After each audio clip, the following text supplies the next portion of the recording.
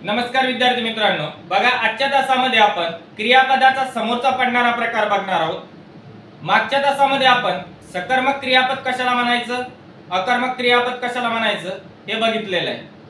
आजच्या तासामध्ये आपण द्विकर्मक क्रियापद कशाला म्हणायचं हे बघणार आहोत। आता द्विकर्मक क्रियापद म्हणायचं कशाला यासाठी तुम्ही याच्या नावाकडे जर पहिलं पाहिलं द्विकर्मक, इथं द्वि म्हणजे काय तर डोक्यात ठेवायचंय दोन। द्वि म्हणजे काय दोन, आणि इथं समोर आहे कर्म म्हणजे काय तर ज्या वाक्यामध्ये किती कर्म असेल दोन कर्म असेल त्या वाक्यातील क्रियापदाला तुम्ही काय म्हणणार द्विकर्मक क्रियापद। ठीक आहे, डोक्यात ठेवायचंय ज्या वाक्यामध्ये किती कर्म, द्वि म्हणजे काय दोन, बरोबर आहे, दोन कर्म असतील ते काय झालं मग द्विकर्मक क्रियापदाचं वाक्य झालं। किंवा तुम्ही असंही म्हणू शकता की कर्त्याकडून जेव्हा एकाच वेळी दोन घटकावरती जेव्हा क्रिया घडते, परत एकदा सांगतो, कर्त्याकडून एकाच वेळी जेव्हा दोन घटकावरती क्रिया घडते त्यावेळेस कोणतं क्रियापद असतं तर द्विकर्मक क्रियापद असतं। ठीक आहे, डोक्यात राहील। परत एकदा सांगतो, कर्त्याकडून जेव्हा एकाच वेळी दोन घटकावरती क्रिया घडते तेव्हा क्रियापद कोणतं असतं द्विकर्मक क्रियापद असंही म्हणू शकता। त्यानंतर तुम्ही असं सुद्धा म्हणू शकता की ज्या क्रियापदाला अर्थपूर्ततेसाठी दोन कर्माची आवश्यकता असते त्या क्रियापदाला तुम्ही काय म्हणणार द्विकर्मक क्रियापद। परत एकदा सांगतो, ज्या क्रियापदाला अर्थपूर्ततेसाठी दोन कर्मांची आवश्यकता असते त्याला तुम्ही काय म्हणणार द्विकर्मक क्रियापद म्हणणार। ठीक आहे, द्विचा अर्थ डोक्यात ठेवायचा आहे दोन। चला वाक्य बघू। आजीने नातीला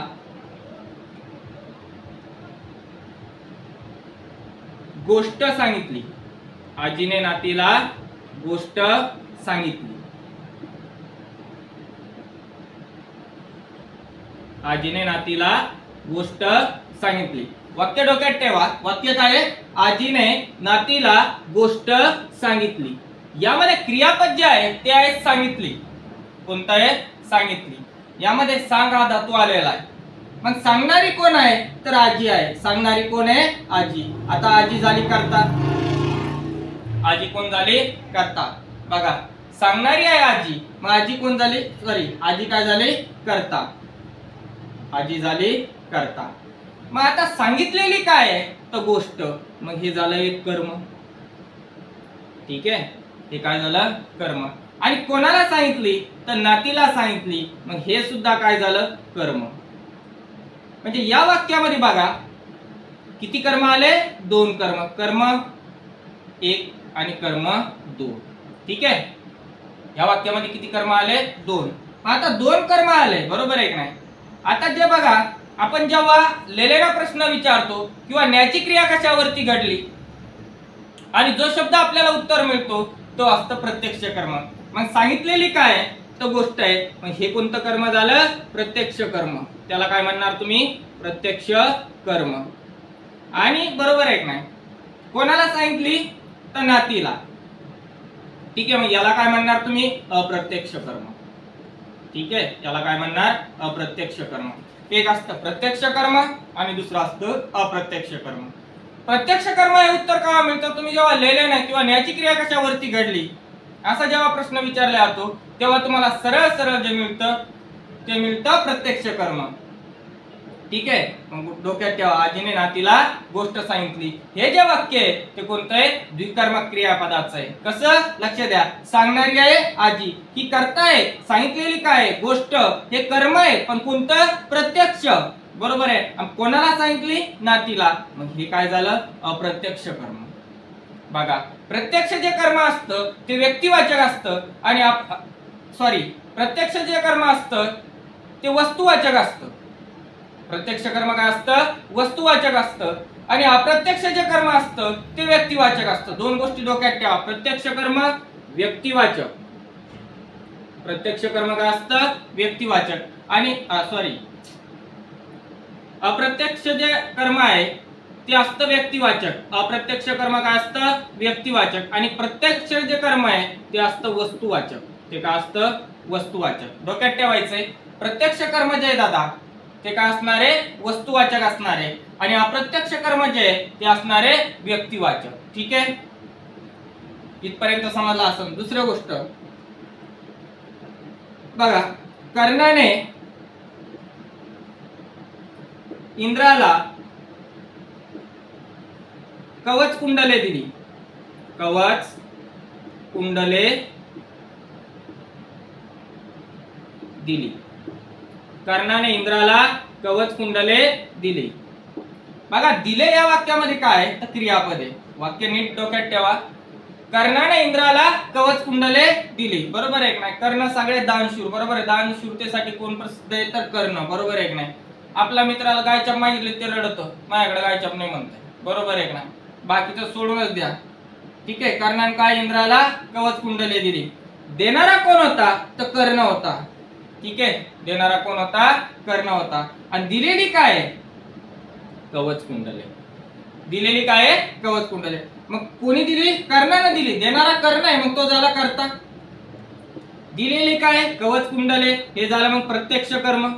ठीक आहे, आणि कोणाला दिली तर इंद्राला दिली, म्हणून हे झालं अप्रत्यक्ष कर्म. हे काय झालं, अप्रत्यक्ष कर्म. बघा, दोन क्रियापदाकडे लक्ष द्या. सांगितली आणि दुसरे क्रियापदे दिली. दोन गोष्टी डोक्यात ठेवा. कोणी कोणाला काहीतरी सांगितलं, कोणी कोणाला काहीतरी दिलं, त्यावेळेस जे क्रियापद असणार आहे ते असणार आहे द्विकर्मक क्रियापद. ठीक आहे, जर म्हटलं, आणखी एखादं वाक्य सांगतो. शिक्षकांनी विद्यार्थ्यांना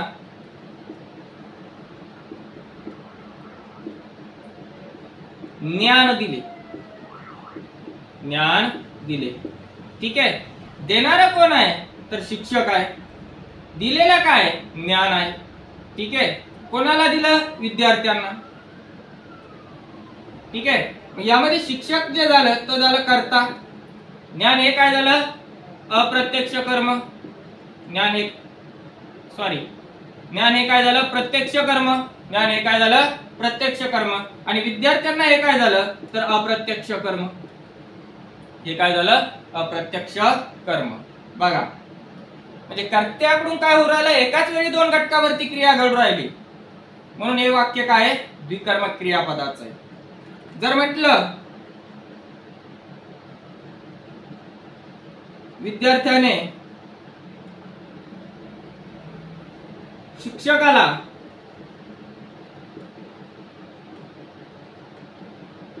प्रश्न विचारला. शिक्षकाने विद्यार्थ्याला प्रश्न विचारला. विचारणारा कोण आहे, विद्यार्थी आहे. हा झाला कर्ता. ठीक आहे, विचारलेला काय प्रश्न, हे झालं मग प्रत्यक्ष कर्म. आणि कोणाला विचारला तर शिक्षकाला विचारला, मग हे झालं अप्रत्यक्ष कर्म. हे काय झालं, अप्रत्यक्ष कर्म. आपले कार्यकर्ते डेंजर प्रश्न विचारतील, बरोबर आहे नाही. विद्यार्थी बी डेंजर काय विचारतील सांगता येत नाही. काही तर असे प्रश्न विचारतील की त्या मास्क, बरोबर आहे नाही. शिक्षकी पेशा सोडवून हिमालयात निघाव अशी कंडिशनचे कार्यकर्ते डेंजर प्रश्न विचारतील, बरोबर आहे नाही. ठीक आहे, इथपर्यंत काय आलं. जेव्हा दोन कर्म असेल द्विकर्मक, मग कोणते कर्म असतात, एक असतं प्रत्यक्ष कर्म, दुसरं असतंय अप्रत्यक्ष कर्म. डोक्यात ठेवायचं, जे अप्रत्यक्ष कर्म आहे या अप्रत्यक्ष कर्माची जी विभक्ती आहे ती असती चतुर्थी. जेव्हा अप्रत्यक्ष कर्माला सला ते सना ते प्रत्यय लागतील, त्याची विभक्ती काय राहणार आहे, चतुर्थी. इथं आजीने नातीला गोष्ट सांगितली, यातला अप्रत्यक्ष कर्म आहे नातीला, याला विभक्ती प्रत्यय लागला ला, मग याची विभक्ती विचारली तर काय येणार, चतुर्थी. कर्णाने इंद्राला कवच कुंडले दिली, यामध्ये इंद्राला हा जो शब्द आहे हा आहे अप्रत्यक्ष कर्म. याला जो प्रत्यय लागलाय तो आहे ला, मग याची विभक्ती काय येणार, चतुर्थी. त्यानंतर शिक्षकांनी विद्यार्थ्यांना ज्ञान दिले. ठीक आहे, यामधला अप्रत्यक्ष कर्म आहे विद्यार्थ्यांना. ठीक आहे, यामध्ये याला लागलेला जो प्रत्यय तो आहे ना, मग याची विभक्ती काय येणार, चतुर्थी. त्यानंतर विद्यार्थ्याने शिक्षकाला प्रश्न विचारला. शिक्षकाला बरोबर नाही, अप्रत्यक्ष कर्म, इथं विभक्तीचा प्रत्यय कोणता लागला, ला आहे, म्हणून याची विभक्ती कोणती आहे तर चतुर्थी आहे. डोक्यात ठेवा, अप्रत्यक्ष कर्माची जी विभक्ती आहे ती असते नेहमी चतुर्थी. ठीक आहे, अप्रत्यक्ष कर्माची विभक्ती काय असते, चतुर्थी. इथपर्यंत समजला असेल. ठीक आहे, जर तुम्हाला व्यवस्थित समजत असेल तर चॅनलला सबस्क्राईब करा. नियमितपणे लेक्चर अपलोड केले जातील आणि इतरांना सुद्धा शेअर करत चला आणि लाईक सुद्धा करत चला.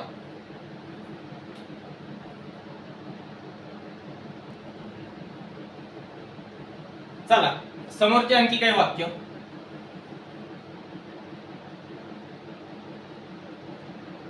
रामाने रावणाला मोक्ष दिला. रामाने रावणाला मोक्ष दिला. आता बघा देणारा कोण आहे तर राम आहे. ठीक आहे, देणारा कोण आहे राम, म्हणजे हा झाला वाक्याचा कर्ता. ठीक आहे, दिलेला काय मोक्ष, हे काय झालं मग प्रत्यक्ष कर्म. ठीक आहे, आणि कोणाला मोक्ष दिला तर रावणाला दिला, हे काय झालं मग अप्रत्यक्ष कर्म. ठीक आहे, रावणाला या शब्दाची विभक्ती विचारली तर काय सांगणार तुम्ही चतुर्थी सांगणार. काय सांगणार चतुर्थी. अप्रत्यक्ष कर्माची विभक्ती काय येणार चतुर्थी. ठीक आहे, जर म्हटलं आईने देवाला फुले वाहिली. आईने देवाला फुले वाहिली.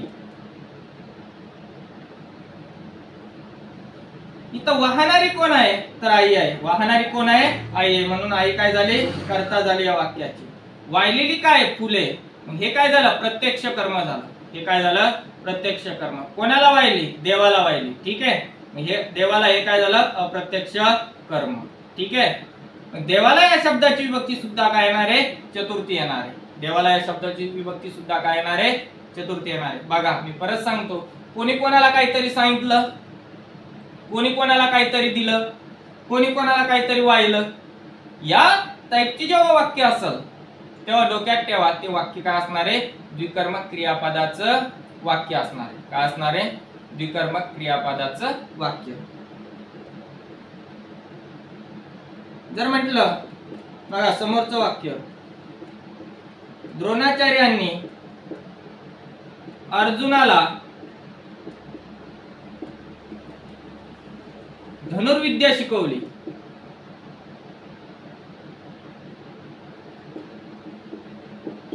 धनुर्विद्या शिकवली. आता यामध्ये शिकवणारा कोण आहे तर द्रोणाचार्य आहे. मग द्रोणाचार्य काय झाले या वाक्याचे कर्ता झाले. शिकवलेली काय धनुर्विद्या.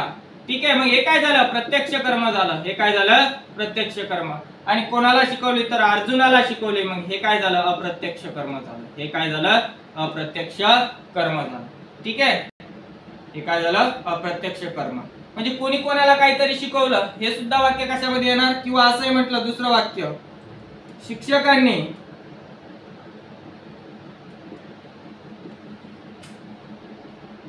विद्यार्थ्यांना व्याकरण शिकविले.